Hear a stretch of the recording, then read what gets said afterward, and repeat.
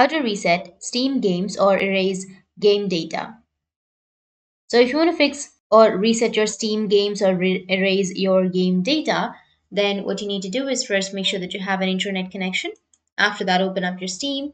After opening, go with Steam, which is on the upper left, and then go with settings. Now, under settings, you need to go with cloud and make sure that you've turned off the options, these two options, make sure that it is turned off. Once done that, you need to go with library and select the game.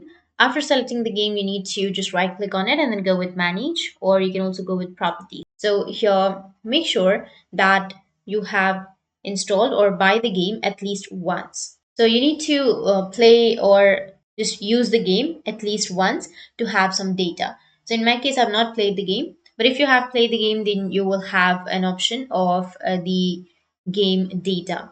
So you just need to simply go with that data. And once you go with that data, you will have an option of browse right here. So go with installed files and then go with browse, which is on the right side.